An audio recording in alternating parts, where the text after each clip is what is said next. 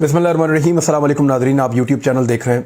मैं इमरान खान हूँ। शहजाद अकबर साहब का इस्तीफ़ा है और ये इमरान खान साहब की एक अलामत के तौर पे थे, पोस्टर बॉय थे कि वो एहतसाब करेंगे पाकिस्तान में। शहजाद अकबर साहब के बारे में थोड़ी सी चीज़ें हैं मेरे पास, मैं आपके साथ शेयर कर देता हूँ। ये इस्तीफ़ा उनको क्यों देना पड़ा, वजूहात क्या हुई और क्या इमरान खान साहब ने उनसे ये इस्तीफ़ा लिया है, ये अहम सवालात हैं, या उन्होंने खुद दे दिया है। कुछ लोग ये तासुर फैलाने की कोशिश कर रहे हैं कि क्योंकि पाकिस्तान में एक डील हो रही है और शहजाद अकबर साहब उस डील से खुश नहीं थे, लिहाजा उन्होंने रिजाइन कर दिया। तो ऐसी कोई बात नहीं है, ये बात बिल्कुल एक खाम ख्याली है किसी की, अगर उनको लगता है कि डील करने वाले जो हैं वो शहजाद अकबर साहब के मरहूने मिन्नत होंगे या वो डील को रोक सकते हैं या वो उसकी मुखालफत इस लेवल पे आगे कर सकते हैं, ऐसा नहीं है। शहजाद अकबर साहब उन लोगों में से एक है जिनको इमरान खान साहब ने बहुत पहले चुन लिया था।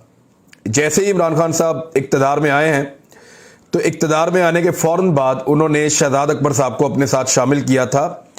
गालिबन अगस्त 2018 में, सितंबर 2018 में एसेट रिकवरी यूनिट भी बन गया था, जिसमें दावा किया गया था कि वो बहुत सारा पैसा बाहर से रिकवर करके लाएंगे।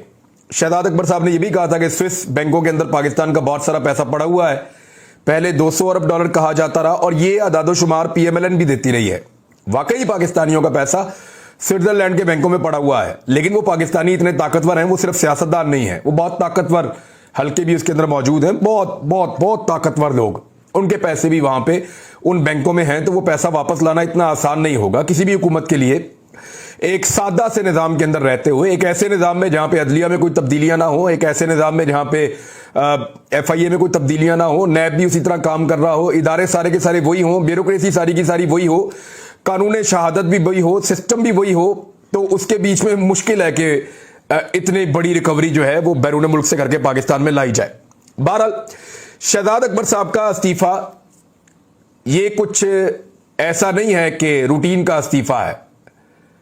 चंद दिन पहले यह खबर आई थी, समा ने यह खबर दी थी और खबर दी गई थी कि इमरान खान साहब ने नापसंदीदगी का इजहार किया है शहजाद अकबर साहब की कारकर्दगी पे। और उसके बाद खबर के अंदर यह शामिल था कि एक दो और लोग ऐसे हैं जिनका इमरान खान साहब ने इंटरव्यू ले लिया है और वो लोग आने वाले वक्त में उनमें से कोई एक जो है वो मुशीर एहतसाब हो सकता है इमरान खान साहब का। तो शहजाद अकबर साहब का इस पर कोई जवाब नहीं आया था। मैंने राब्ता करने की कोशिश की थी, तब भी राब्ता नहीं हुआ, आज भी राब्ता नहीं हुआ और ये कुछ राब्ते से डिस्कनेक्ट हैं। लेकिन शहबाज गिल साहब ने बतौर तर्जुमान वफाकी हुकूमत, इमरान खान साहब के तर्जुमान के तौर पे, उन्होंने आकर इसकी तरदीद कर दी थी और उन्होंने कहा था आज तो मुलाकात हुई है शहजाद अकबर साहब की इमरान खान साहब से। तो उनकी वो तरदीद गलत साबित हुई।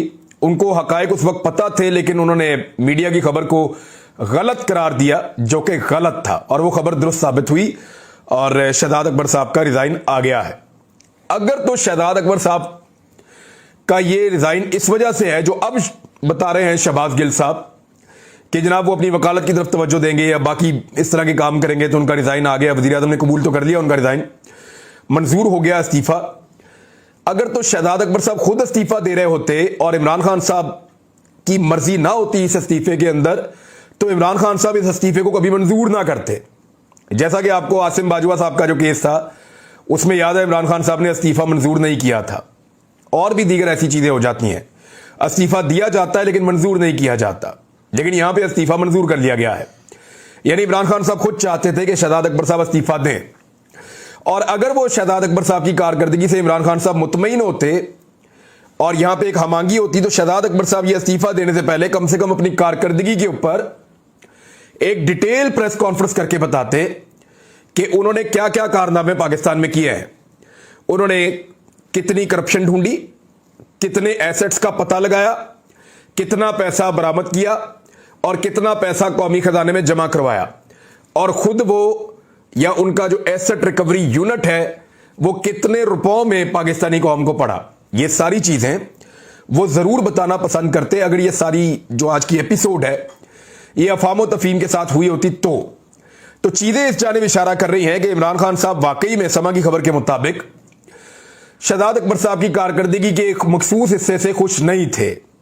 शहजाद अकबर साहब ने ज्यादातर जो टारगेट किया वो शहबाज शरीफ साहब को किया, लेकिन शहबाज शरीफ साहब का केस मंतकी अंजाम तक नहीं पहुंच रहा। अच्छा, ये वो केस है जो सबसे ज्यादा क्रिस्टल क्लियर केस है। पाकिस्तान की सियासतदानों की तारीख के जितने केसेस हैं उनमें सबसे ज्यादा जो क्रिस्टल क्लियर केस है वो शहबाज शरीफ साहब का है। हुकूमत ने आज भी इस पर एक मुतालबा किया। मैं आपको बताता हूं एक्चुअली हुकूमत शहबाज शरीफ साहब के पीछे पड़ी क्यों है। ये बिला वजह नहीं जोर लगा रहे। फवाद चौधरी साहब भी यही बात कर रहे हैं, शहजाद अकबर साहब चंद दिन पहले यही बात करते कि 2022 वो साल है जिसमें शहबाज शरीफ साहब अंदर जाएंगे। इमरान खान साहब भी ये बात कर रहे हैं। पाकिस्तान तहरीक इंसाफ के जितने इमरान खान साहब के करीबी लोग हैं वो सारे कह रहे हैं कि शहबाज शरीफ को इस वक्त पकड़ लो या उनका जो केस है वो डे टू डे सुना जाए। अब आज का जो फवाद चौधरी साहब का शहजाद अकबर साहब के इस्तीफे के बाद का मुतालबा है वो भी सुन लें आप कि शहबाज शरीफ के केस की बराह रास्त समाअत होनी चाहिए। वफाकी वज़ीर इत्तलाआत फवाद चौधरी ने कहा कि पाकिस्तान मुस्लिम लीग नून के सदर और कौमी असम्बली में कायदे हिज़्ब इख्तिलाफ मियां मोहम्मद शहबाज शरीफ के केस की बराह रास्त समाअत होनी चाहिए। लोगों को केस की तफसीलात मालूम होनी चाहिए। उन्होंने कहा कि शरीफ खानदान की कंपनी के चपड़ासी मलक मकसूद के अकाउंट से 4 अरब रुपए निकले। मुश्ताक चीनी वाला और बहुत सारे उन्होंने नाम लिए। उन्होंने कहा जी कि इससे बड़ा कोई मजाक नहीं हो सकता। नवाज शरीफ साहब ये कहते हैं फ्लैट ही उनके नहीं है। अदालतों को बिला खौफ व खतर इन केसेस के फैसले करने चाहिए। शरीफ फैमिली ने पहले सज्जाद अली शाह के खिलाफ साजिश की थी। यह खानदान 2 मोटूस पर काम करता है, खरीद लो या डराओ। राना शमीम का बयान पे वो सारी चीजें इसके अंदर उन्होंने कह दी। और अब वो फवाद चौधरी साहब का जो मुतालबा है बेसिकली वो उनका ये था कि शहबाज शरीफ साहब का जो केस है उसको तेजी से सुना जाए। ये पहले भी कहते रहे कि डे टू डे हेयरिंग की जाए इस केस की और अदालतें इसके अंदर जल्द अज जल्द इस केस को निपटाएं और हकायक अवाम के सामने लाए जाएं। ये क्यों कहते हैं बार बार? देखें, इस वक्त पाकिस्तान पीपल्स पार्टी के पल्ले सिंध के अलावा कुछ नहीं है। पीपल्स पार्टी सिंध के अंदर सीटें जीत सकती है दोबारा, शायद जितनी पहले जीती है उससे कम हो जाए क्योंकि उनकी भी सिंध में हुकूमत रही है तो जिसकी हुकूमत होती है उसकी मकबूलियत कम होती है। जैसे कि पंजाब में पीटीआई की हुकूमत थी तो मकबूलियत कम हुई। केपी में पीटीआई की 2 दफा हुकूमत रही, उनकी मकबूलियत कम हुई। वफाक में पीटीआई की हुकूमत है, उनकी मकबूलियत कम हुई। जब पहले पीएमएलएन की हुकूमत थी तो हुकूमत में मकबूलियत कम होती है, तो पीपल्स पार्टी की मकबूलियत कोई बड़ी नहीं है। सिंध में जैसी गवर्नेंस उन्होंने की है उसकी वजह से उनकी मकबूलियत कम हुई है। तो पीपल्स पार्टी को यह पता है कि सिंध में, और सब जानते हैं कि सिंध में पीपल्स पार्टी की हुकूमत है, लेकिन अगले इंतखाबात में वो या तो ऐसे ही जीत जाएंगे या इससे कुछ कम हो जाएंगे। वो कोई बड़ा नहीं होने वाले। हाँ, पंजाब में कुछ जगह उनका दाव लग सकता है लेकिन कुछ मेजर डेंट या कोई बड़ी तब्दीली नहीं है। खैबर पख्तूनख्वा में खरामा खरामा पीपल्स पार्टी है, नजर ही कहीं नहीं आती। इत्तेहाद करके कहीं ना कहीं कुछ सीट निकला है तो निकला है। बलूचिस्तान में वो इत्तेहादियों के साथ मिलकर वहां भी कुछ नहीं है। तो पीपल्स पार्टी से खतरा कोई नहीं है। खतरा सारा का सारा पीएमएलएन से है, पाकिस्तान तहरीक इंसाफ को। और पीएमएलएन के इलेक्शन जीतने के लिए बहुत जरूरी है कि शरीफ खानदान के 3 में से 1 आदमी अहल भी हो और इलेक्शन के अंदर भरपूर तरीके से उतरे भी। अब ये 3 लोग कौन है? एक, नवाज शरीफ की पर्सनैलिटी ऐसी है कि वो अगर अहल हो, इलेक्शन के अंदर उतरे, पूरा जोर लगाएं और वजारत उज़्मा के उम्मीदवार हों तो पीएमएलएन पूरी मिलकर जोर लगाएगी। सारे धड़े इकट्ठे हो जाएंगे और वो कामयाब हो सकते हैं। दूसरी पर्सनैलिटी मरियम नवाज हैं और उनके बारे में भी अभी तक ना है साफ कि मरियम नवाज साहबा के लिए गुंजाइश कोई नहीं है। मुक्तदर हल्के भी उनको पसंद नहीं करते। दूसरा, उन्होंने अपने लिए बहुत सारे दरवाजे खुद बंद किए हैं। तीसरा, मरियम नवाज साहबा की जो नाअहली है और जो उनका केस है वो भी ऐसा है कि वो इलेक्शन अभी नहीं लड़ सकती। तीसरी पर्सनैलिटी रह जाते हैं शहबाज शरीफ साहब, जो अभी तक इलेक्शन लड़ने के लिए अहल हैं। अब पीटीआई की पूरी कोशिश है कि कुछ भी करके शहबाज शरीफ साहब को अदालत से सजा हो जाए। अगर उनको अदालत से सजा हो गई शहबाज शरीफ साहब को और वो नाअहल हो गए, क्योंकि सजा होने की सूरत में इलेक्शन लड़ने से नाअहल हो जाएंगे, और अगर शहबाज शरीफ साहब भी इलेक्शन लड़ने से नाअहल हो गए तो फिर पीएमएलएन में धड़े बन जाएंगे, क्योंकि वहां वजारत उज़्मा के लिए 4 से 5 उम्मीदवार पैदा हो जाएंगे। देखें, जब पिछली मरतबा ये शाहिद खाकान अब्बासी साहब को वज़ीर आज़म बनाया गया था तो उस वक्त शहबाज शरीफ साहब एक ऑप्शन के तौर पे मौजूद थे, लेकिन शाहिद खाकान अब्बासी साहब को बना के नवाज शरीफ साहब ने बड़ी अक्लमंदी से अपनी पार्टी को मुत्तहिद कर दिया था और उस वक्त पीएमएलएन की गवर्नमेंट बनी हुई थी। लेकिन जब यह पता चल जाएगा कि इस खानदान का कोई आदमी वजारत उज़्मा का उम्मीदवार नहीं है तो 4 से 5 उम्मीदवार पैदा हो जाएंगे जो वज़ीर आज़म बनना चाहेंगे। उस सूरत हाल में पार्टी को मुत्तहिद रखना और एक साथ इलेक्शन लड़वाना ये एक मुश्किल एक्टिविटी होगी और वर्कर्स का इंटरेस्ट भी वैसा नहीं होगा। तो पीटीआई की पूरी कोशिश है कि कुछ भी करके शहबाज शरीफ साहब को इस वक्त नाअहल करवा दिया जाए, या शहबाज शरीफ साहब कुछ भी करके इस वक्त उनको सजा हो जाए। और केस उनका बड़ा सादा और सीधा है। अगर तो ये केस रोजाना की बुनियादों पर लगे तो वाकई शहबाज शरीफ साहब को सजा हो जाती है। लेकिन पाकिस्तान में ऐसे केसेस लटकते हैं, लंबे लटकते हैं। यानी मैं आपको बता देता हूं, उस्मान बुज़दार का केस लटक रहा है, बहुत लंबा लटक रहा है। और पीटीआई के अंदर बेशुमार लोग हैं। जहांगीर तरीन साहब का केस वो भी लंबा लटक रहा है।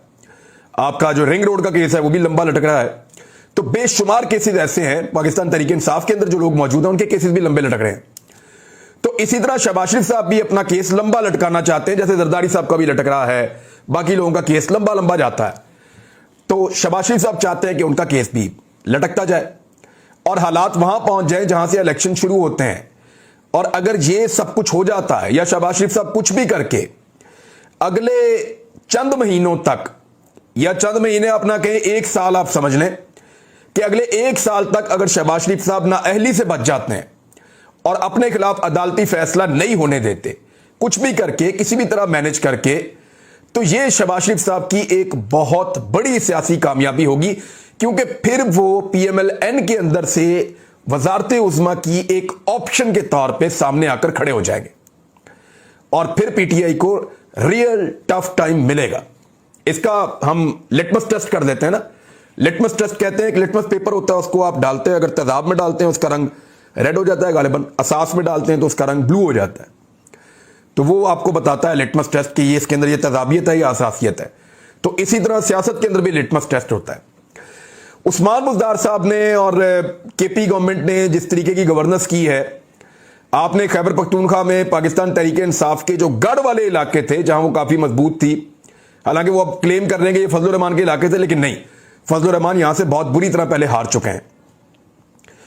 वहां से आपने पाकिस्तान तहरीक इंसाफ को हारते हुए देखा है अभी चंद दिन पहले, और चंद दिन के बाद दोबारा इंतखाबात आने वाले हैं खैबर पख्तूनख्वा में दूसरे मरहले के। वहां पे भी जो मेरी मुकामी मीडिया नुमाइंदों से बात हुई है वो कह रहे हैं जी पीटीआई के लिए बहुत अच्छी खबरें नहीं है। हाँ, ये जरूर है कि पीटीआई विजिलेंट हुई है, उन्होंने अपने उम्मीदवार बेहतर किए हैं, कुछ चीजों पे उन्होंने तवज्जो दी है और उन्होंने कंपेन अपनी ज्यादा बेहतर की है। लेकिन इसके बावजूद वो ये कह रहे हैं कि बहुत अच्छी खबरें पाकिस्तान तहरीक इंसाफ के लिए नहीं है, उन्हें बड़ा संभल के ये इलेक्शन लड़ना पड़ेगा। पंजाब में 15 मई तक की तारीख दी जा रही है कि यहां पे बल्दियाती इंतखाबात होंगे। अब 15 मई को अगर पंजाब में बल्दियाती इंतखाबात होते हैं तो इस वक्त जो सिचुएशन है पंजाब के अंदर, मैंने अपना जाती हमने सर्वे करवाया है, मुख्तलिफ इजलास से, मुख्तलिफ तहसीलों से लोगों से रब्ता करके हमने पूछा है, अगर इस वक्त इंतखाबात होते हैं पंजाब में बल्दियाती तो उसके अंदर पीटीआई के जीतने के इम्कानात इंतहाई कम है। ये उनके लिए एक बहुत मुश्किल मरहला होगा कि वो इस इलेक्शन में अपने आप को कायम रख सकें बतौर एक बड़ी पॉलिटिकल पार्टी, क्योंकि यहां बहुत सारा वोट तहरीक लब्बैक के लोग ले जाएंगे और पहले नंबर पे इस वक्त जिसका टिकट सबसे महंगा है, महंगा टिकट का मतलब यह नहीं है कि सेल लगी हुई है बाहर, महंगा टिकट का मतलब यह है कि जिसके टिकट के लिए सबसे ज्यादा उम्मीदवार मैदान में हैं और वो चाहते हैं कि वो टिकट हमें मिल जाए। तो बड़े शहरों के अंदर पीएमएलएन का टिकट लोग इस वक्त लेना चाह रहे हैं और पाकिस्तान तहरीक इंसाफ का टिकट उतना अहम नहीं है जितना 2018 के इंतखाबात में अहम था। ये मैं आपको बल्दियाती इंतखाबात के हकायक बता रहा हूं। अब मुझे जरूरत नहीं है कि मैं बिला वजह ये कहूं कि पीटीआई जो है वो बहुत अच्छा परफॉर्म, नहीं, यहां पे बिल्कुल नहीं। मई के अंदर अगर ये बल्दियाती इंतखाबात होते हैं तो उस्मान बुज़दार साहब की गवर्नेंस और पाकिस्तान तहरीक इंसाफ के लिए उनकी काविशों और जो तब्दीली जिसका वादा करके आए थे ये लोग, उस तब्दीली का रंग देखते हुए और पब्लिक का मूड जो समझ आ रहा है और जिस तरह की महंगाई है बाहर और जिस तरह की गवर्नेंस हुई है, इस सूरत हाल में इंतहाई मुश्किल दिखाई देता है कि बड़े शहरों में पाकिस्तान तहरीक इंसाफ के उम्मीदवार जीत सकें और मेयर बन सकें। हां, छोटे इलाकों में, बाज़ तहसीलों में, विलेज काउंसिल्स में, कई जगहों पे पाकिस्तान तहरीक इंसाफ के लोग जीतेंगे, लेकिन पीएमएलएन पहले नंबर की पार्टी अब तक की जितनी हमने कैलकुलेशन की है उसके मुताबिक नजर आ रही है। उसकी कुछ बड़ी सॉलिड वजूहात हैं। यानी लैंड माफियाज कभी भी इतने तगड़े नहीं थे पंजाब में जितने अब हैं, मैं आपको सीरियसली कह रहा हूं। यानी शहबाज शरीफ साहब के दौर में बड़ी करप्शन थी, बहुत सारी दो नंबरी थी, उनके अपने साहबजादे जो हैं वो इस किस्म की सरगर्मियों में रहे, आज वो केस भी भुगत रहे हैं, ये बिल्कुल सच है। लेकिन बैड गवर्नेंस, चीजों के ऊपर कंट्रोल ना होना और काबिलियत ना होना चीजों को संभालने की और ब्यूरोक्रेसी को बिल्कुल कंट्रोल ना कर पाना, ये इस हुकूमत की एक बहुत बड़ी खामी है। यानी ब्यूरोक्रेट्स जो है वो शुतर बेमहार है यहां पे पंजाब में। पुलिस हो जाए, लैंड माफियाज हो जाए, बाकी लोग हो जाए, कोई काबू नहीं आ रहा और कोई काम भी नहीं कर रहा। मैं एग्जैक्टली आपको वो पिक्चर बता रहा हूं जो ग्राउंड के ऊपर है। जो भी आम आदमी पंजाब में रहता है उससे आप पूछ लें कि पंजाब के इदारों के अंदर इस वक्त सूरत हाल उस्मान बुज़दार साहब के आने से बेहतर हुई है या करप्शन जूं की तूं है, तो वो आपको जवाब दे देंगे।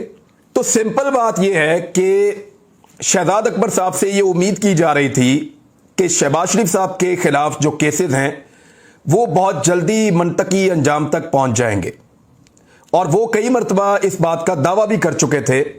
हर 2 हफ्ते के बाद वो शहबाज शरीफ साहब के खिलाफ एक प्रेस कॉन्फ्रेंस भी करते थे, क्योंकि पीटीआई के रस्ते की वाहिद एक रुकावट अगले इंतखाबात के लिए शहबाज शरीफ साहब है। मरियम नवाज साहब तो नायल है, इलेक्शन लड़ नहीं सकती। नवाज शरीफ साहब भी नायल है, इलेक्शन लड़ नहीं सकते। तो इलेक्शन कौन लड़ सकता है? वो शहबाज शरीफ साहब है। तो उनके रस्ते की सबसे बड़ी रुकावट दूर करने के लिए शहजाद अकबर साहब ने दावा किया हुआ था कि मेरे पास ऐसे केसेस और ऐसे शवाहिद हैं कि ये नहीं बच पाएंगे। वो केस तो वाकई बहुत तगड़े बने हुए हैं, लेकिन शहजाद अकबर साहब अपना वादा पूरा नहीं कर पा रहे थे और इसी की वजह से यह मामला शुरू होता है और फिर इख्तिताम होता है शहजाद अकबर साहब के इस्तीफे से। देखना यह है कि इमरान खान साहब अब किसको लेकर आते हैं और वो कितना तगड़ा बंदा होता है जो आने के बाद पाकिस्तान तहरीक-ए-इंसाफ को यह टारगेट अचीव करके देता है। और जब मैं ये कह रहा हूं कि शहबाज शरीफ साहब को टारगेट करना, तो इसका मतलब यह हरगिज नहीं है कि शहबाज शरीफ साहब बिल्कुल मासूम है और उनको टारगेट किया जा रहा है। इसका मतलब यह है कि शहबाज शरीफ साहब के ऊपर जो केसेस हैं उनको शवाहिद की बिना के ऊपर दुरुस्त साबित करना और अदालतों से उनको सजा दिलवाना, इसका मतलब यह है।